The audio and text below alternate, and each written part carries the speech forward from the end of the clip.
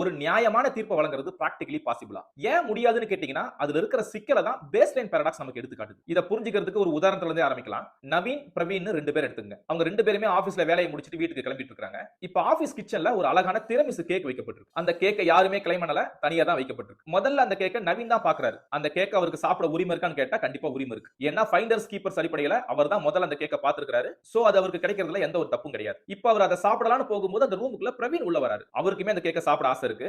இப்ப இந்த சிச்சுவேஷன்ல எது நியாயம்னு கேட்டீங்கன்னா ஷேரிங் இஸ் கேரிங். ஏன்னா 2 பேர் இருக்கீங்க, ஒரு கேக் தான் இருக்குன்னா பகிர்ந்துட்டு சாப்பிடுங்கன்னு தான் சொல்லுவோம். அதுதான் நியாயமாவும் இருக்க முடியும். ஆனா அதுக்கப்புறம் தான் புது இன்ஃபர்மேஷன் ஒன்னு உள்ள வருது. என்னன்னா நவீன் காலையில இருந்து எதுவுமே சாப்பிடல. ஒர்க்ல ரொம்ப பிஸியா இருந்ததுனால மதியானம் லஞ்ச் சாப்பிட மறந்துட்டாரு. காலையில பிரேக்ஃபாஸ்ட்டுமே சாப்பிடாம வந்துட்டாரு. ஆனா பிரவீன் மதியம் நல்லா லஞ்ச் சாப்பிட்டு டீ டைம்ல கூட ஃப்ரெண்ட்ஸோட வெளிய போய் டீ ஸ்நாக்ஸ்லாம் சாப்பிட்டு வந்திருக்காரு. இந்த இடத்துல நிறுத்தி இப்ப இந்த கேக் யாருக்கு போகணும்னு கேட்டா நம்ம நவீன் தான் சொல்லுவோம். ஏன்னா அவர் பசியால துடிச்சிட்டு இருக்காரு. இப்ப அடுத்ததா இன்னொரு இன்ஃபர்மேஷன் உள்ள வருது. அது என்னன்னா பிரவீன் தன்னுடைய வாழ்நாளிலேயே டிரமிசு கேக்க சாப்பிட்டதே கிடையாது. அவர் இருக்கிறதுமே ரொம்ப சின்ன ஊரு. இனிமே அவருக்கு டிரமிசு கேக் கிடைக்கிறதுக்கான பாசிபிலிட்டியுமே ரொம்ப கம்மி. சோ அவரை பொறுத்த வரைக்கும் அந்த கேக்க சாப்பிடுறதுங்கிறது once in a lifetime opportunity. So இப்ப எம்பத்தட்டிக்கலா பார்த்தா நவீனுடைய ஒரு நாள் பசியை விட பிரவீனுடைய வாழ்நாள் ஆசைக்கு வேல்யூ அதிகம். அவருக்கு அந்த முழு கேக்கையுமே சாப்பிட உரிமை இருக்கு. அதனால இப்ப நியாயம் பிரவீன் பக்கமா சாயுது. இப்ப அடுத்ததா இன்னொரு புது இன்ஃபர்மேஷன் உள்ள வருது. என்னன்னா நவீன் வந்து ஒரு சுகர் பேஷண்ட். அவர் காலையில இருந்து எதுவும் சாப்பிடாதனால எந்த ஒரு மாத்திரையுமே எடுத்துக்கல. அவருக்கு ஆல்ரெடி ஹார்ட்ல வேற சர்ஜரி நடந்திருக்கு. இப்ப சுகர் லெவல் குறைஞ்சிக்கிட்டே வந்து மயக்கமே வர ஆரம்பிக்குது. இது இப்படியே கண்டினியூ ஆனா அவருடைய உயிர் போக கூட வாய்ப்பு இருக்கு. இப்ப அவர் அந்த கேக்க சாப்பிட்டாருன்னா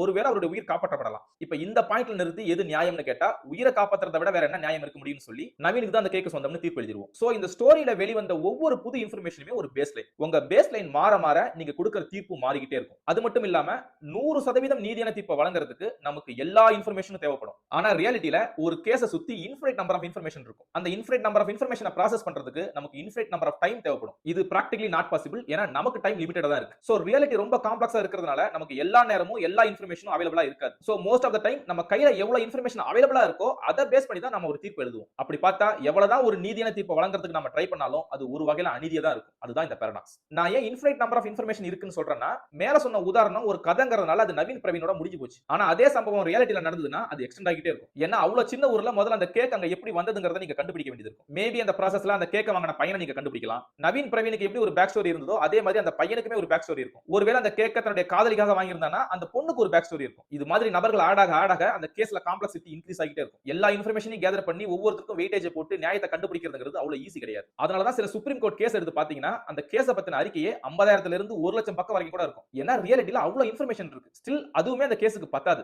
ஆக்சுவலி இந்த பேஸ்லைன் பாராடாக்ஸ்ங்கிறது நம்ம நினைக்கிறத விட ரொம்பவே பவர்ஃபுல்லானது. இஸ்ரேல் பாலஸ்தீன் போருக்கு அடியில இருக்கிறதுமே இந்த பாராடாக்ஸ் தான். இந்த பாராடாக்ஸ் ரொம்ப பெருசா இருக்கிறதுனால இத பத்தின பார்ட் 2 அடுத்த ரீல்ல போடுறேன். அது வரைக்கும் இந்த பாராடாக்ஸ் ஆபரேட் ஆகிற உங்களுக்கு தெரிஞ்ச வேற ஒரு சினரியோவை கீழ கமெண்ட் பண்ணுங்க. பை.